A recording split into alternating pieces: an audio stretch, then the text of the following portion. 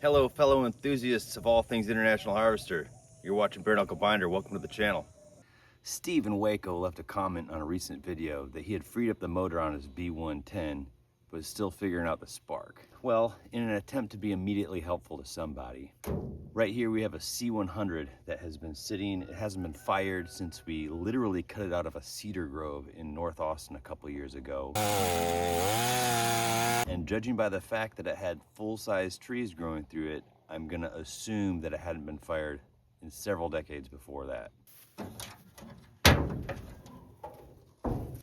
Now I'm gonna use this truck to illustrate how you can get a motor to fire, specifically in International. Maybe it's been sitting for decades in abandonment, maybe it's just freshly rebuilt, or maybe during the wee hours on the wrong side of town, in a city that knows how to keep its secrets, you won an all-night card game against some shady characters, and as a result, some low-down, yellow-bellied sore loser made his way out to the parking lot before you could, yanked all your plug wires and changed your distributor position in a desperate act of revenge. And now you've got to sort out your firing order and timing from square one. So if any of those scenarios applies to you, this should get you sorted out. All right, you can see here that this motor has all its spark plugs, all its plug wires in place, and the distributor may or may not be in the correct firing position. So I'm gonna pull all the plugs, all the plug wires, and the distributor, and the coil while I'm at it, just so that we're starting from zero.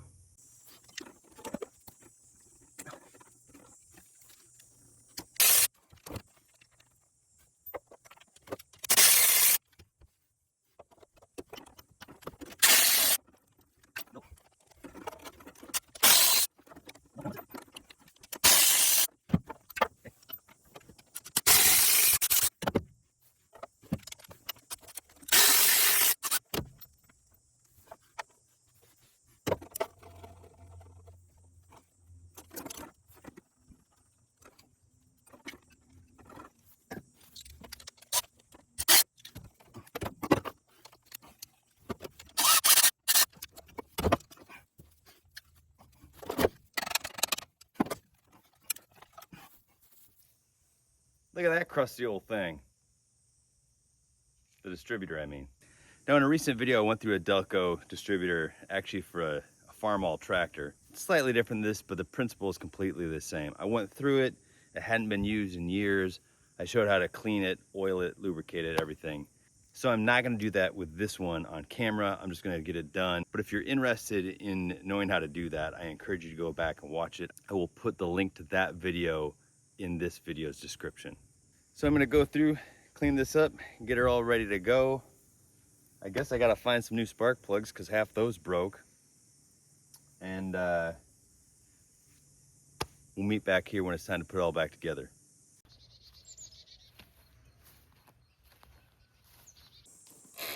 The distributor's all cleaned up, lube, points set, cleaned up the coil contacts. Got some new spark plugs. And the plug wires were so far gone that I actually had to rob these off another truck just to make this video. So let's get after it. All right, the first thing to install is the distributor, and it has a female spade connection on the bottom. So it doesn't matter which way actually that the rotor is facing, but you have to make sure it's fully seated. Oh, there it is. So once it is fully seated, it'll have very limited movement, and you should be able to push it counterclockwise and it'll snap back. If it doesn't snap back, you got a problem. So we're not going to tighten that down. We're not going to put the cap on it. We're just going to leave it like that. Next is a coil. Now this brings up a lot of questions with folks, and let me sort it out for you real quick. The polarity of your coil matters. You need to know what type of electrical system your vehicle has, because there's 6-volt positive ground, there's 6-volt negative ground, there's 12-volt negative ground. In this situation, it's handy to know that International around 1957 switched to 12-volt negative ground as their standard for electrical systems. And since this truck is going to be set up with a 12-volt negative ground alternator before it ever gets its next load of groceries, it's got to go to a negative ground. We're setting up negative ground. Now, how ignition electricity works, electricity goes through the coil to ground. It grounds in the distributor. So the flow of electricity is positive to negative. Positive side is what we connect our ignition wire to, and the negative side is what connects to the distributor. And so the negative side is going to face the distributor.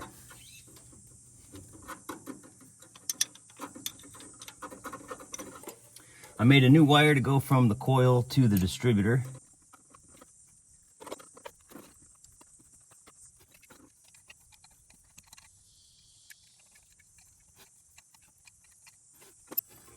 So for the hot wire on the coil, I have this test lead. The other one will go to the battery when I'm ready for it.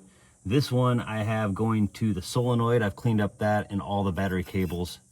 And then if I just press this to the positive side of the battery, the motor will spin. Now this hot wire to the coil would normally come from the ignition switch, but at this point all that wiring is totally unnecessary.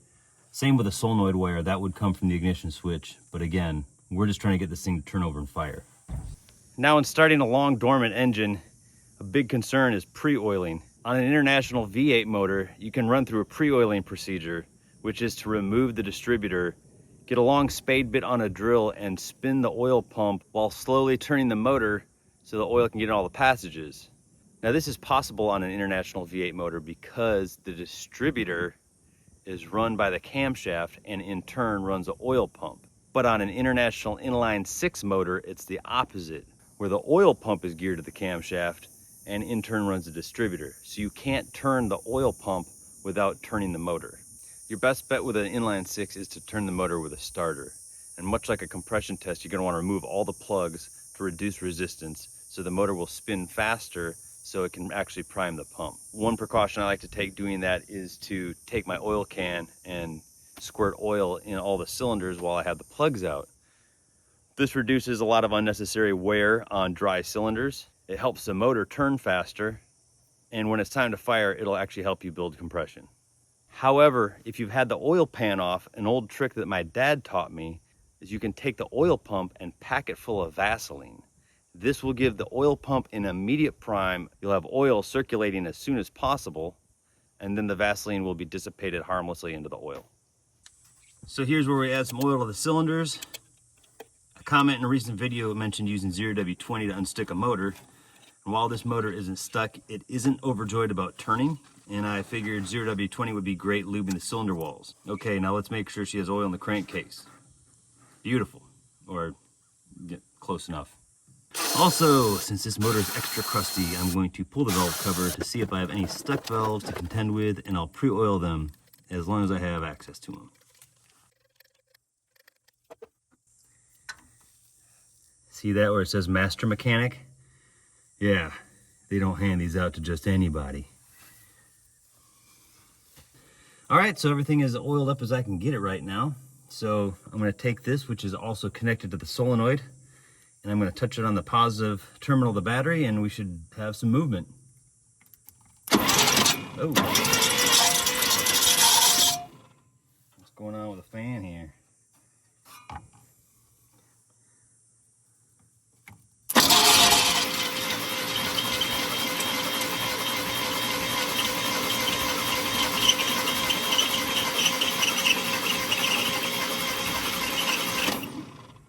Alright, sounds like the generator could use a little oil while we're at it. I'm not planning on using the generator, but it doesn't mean that it couldn't be used on another truck or maybe a tractor or something. There's little oil cups at the front and back. This is not part of the video really, but might as well tell you. A couple drops in there. 0W20 has got to be about the perfect thing for that. Just for grins, let's see if that helped any.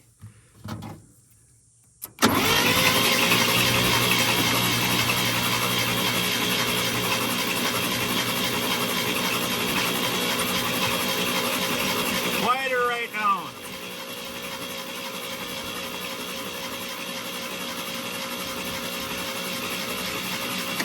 All right, now see where that oil's dropping out of there? That means we have oil pumping through here, which saves us quite a few steps, because otherwise I'd have to take the oil sender off and see if it was pumping anything out of there, or I could put a gauge on there, but then I'd have to stick my face down in here, which I don't know if my head would fit down there since I'm such a huge YouTube star.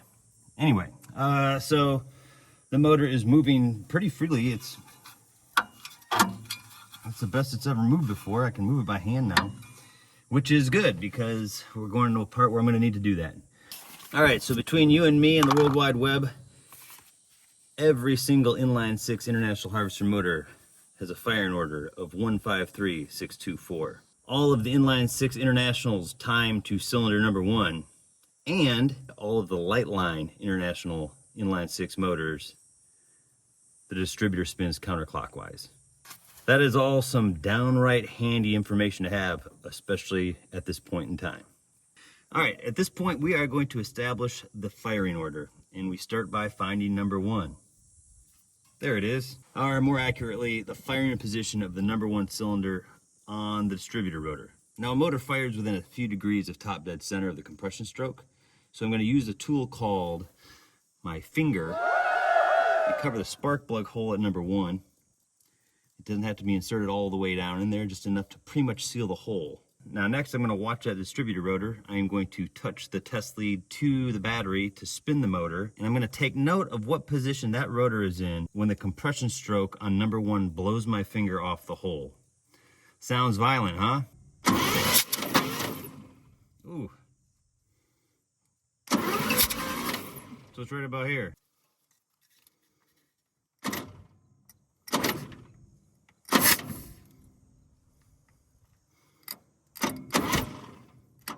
Down. There it is, right about here. Right about here. So hopefully this is a little bit better view, but let's see, zoom in here. We've got the, this is roughly the firing position. We're really close. And it's really close to top dead center. If you can actually look closer, let's even zoom in here. There's a little window open here. And that is right there. That's the flywheel. This is the bell housing. This little flap flaps up, and this window here shows the flywheel. Now right here is a little indicator, a pointer that is cast into the bell housing there. So I'm close to top dead center. I'm not quite there. I'm going to take the fan, I'm going to turn the motor over until it lines up with that, and you'll see a little chrome button. Come on, baby. You just want to get it right up to that. That's not it. That's a bolt hole, if you can see that. Oh, there it is. Come on. Right there. Okay, so you see that little, let me see if it's focused in on the right thing. There's a little chrome button, man.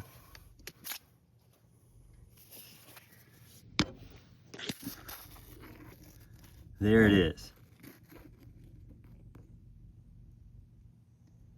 Now it's just an angle, but I've got her lined up. So there it is, lined up with a little pointer and the little chrome button. And I'll show you why this is interesting, because now if you're spinning this thing with a battery at full speed, that compression will kick my thumb off right there.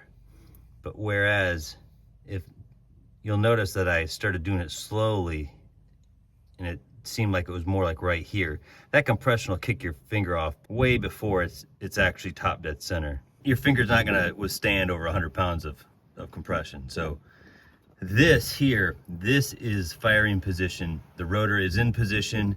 It's just the distributor now that we've got to get fine-tuned to be exactly where we want it to be. So hang on to your giblets, boys and girls. We are in the home stretch. All right, real quick before I move on to fine-tuning the firing position of the distributor, when I was bringing that chrome button into the window on the flywheel, I was doing it by moving the fan and holding the belt tight. Now, the thing about that is that just how motors are, it never wants to stop right at dead center. So you got to be real careful with it. And you can actually fine tune that in there with like a wrench. Using a fan is, you know, it's a little iffy. But the thing is, a lot of folks will tell you that if you go past it, right? I didn't go past it, but if you do go past it, you can't go back to it. So you have to go all the way around again. Now, I understand why some people feel like that, and I disagree with them, and I know I'm gonna get probably gonna get some comments on this, but the thing is, they say that so that you're taking all the slack out of the gears, all the lash, or whatever you want to call it. Now, like, you have to go in one direction, not like the weird boy band, but like you got to go in one direction around, which is the direction the motor goes. Keep all the slack out of the gears and come up to that point and stop. Now, if you go past it, it is my contention that you can take the thing back like a quarter stroke, you know, and then come back up to it. I mean, you're not just going to go back like a quarter inch, because then you're just asking for problems. But if you go back like a quarter stroke and then come back up and catch it, all the slack should be out of the gears. If all the slack is not out of the gears in a quarter stroke, you'd be better off spending your time yanking the motor out for a complete teardown, or just sending it to the junk pile, because you have way bigger problems than timing. Just my 2 cents, that's all I'm saying. All right. We know this thing is in firing position on this end. So now we've got to get this part in firing position, right? So basically we're lining up the points to do their thing. And you need a test light for this. This is one I made. It used to have an alligator clip on this end that fell off on the way over here. So it's somewhere in the grass, but I can make it work. We're going to need the hot wire on the coil. I'm going to connect it here in a second. So one end of this goes to ground, one end goes to either the distributor wire on the coil end or on the distributor end. It doesn't matter. Reads the same. So I'm going to use this for the ground, and then I'll just hold this when it's time to do the thing. But what you need to know about this is how point ignition works, or as my dad would call it, the Kettering point ignition. The coil builds up a field, and when the points open, it collapses the field and sends a ton of juice straight into the spark plugs. So we need to know exactly when those points open. So luckily, we can take a hot wire, connect it to this battery, connect one end to this, and when the lights are on, go a little bit counterclockwise. There it is. Boom. Oh, I gotta get it better. When the second that comes on, that means the points are opening. Right there. Points are opening for cylinder number 1. Now at this point, we've got the position, so we are going to tighten the clamp on the distributor. But also here's something to consider. When you do this, it's usually you want to advance it from here a little further, a few degrees. But the thing is, I don't like to do that. I like to fine tune the distributor after I've driven the truck, after it's been warmed up, after I know how it actually feels when I drive it, because I'm tuning it to performance then, not to, just the book. But what we have just done is we have static timed this motor. So this motor, unless I got something totally backwards, this motor will fire right off. So now it's just paint by numbers, because this thing is in the perfect position. This is pointing to number 1. So we get the cap, we put it on there. We know it's pointing to 1. We run the wire to 1. We know the firing order, and we know that this thing spins counterclockwise. So we just fill it right in. We put this on there. Clearly, this is number 1.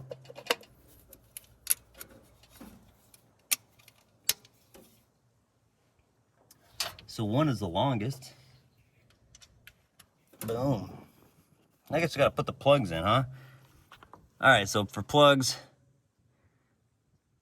like these Autolite 303s, they seem to work the best of modern plugs that I've used on International 6s. The only thing I don't like about these is that these ends screw on, so they're usually loose or off in the box. So you gotta take up pliers and just like get them real snug on there.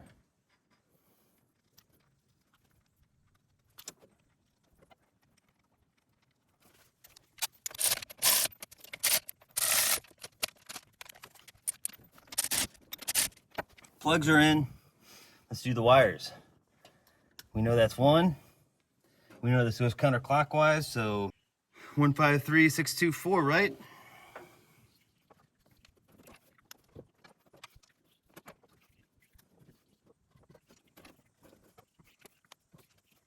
All right, so 1, 5, 3, 6, 2, 4. And a coil wire, just because it usually works better with those. All right, we are so close. Like, not as like friends, but like to the completion of this project. But, you know, maybe as friends a little bit. This wire goes to the coil, that's our ignition switch.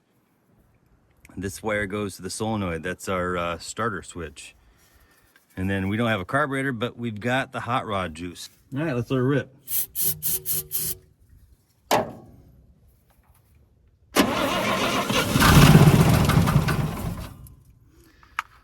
Boom. There it is. Well, I hope this helps whoever, and if it helped you, or if you just got a chuckle out of it, please like and subscribe. That helps me out a lot. And if you do feel like, you know, we've become closer as friends, feel free to check out my web store, my online store. It's in the video description. You can get a cool bare knuckle binder shirt, sticker, or hoodie. But no matter what, thanks for watching, and I'll see you in the next video.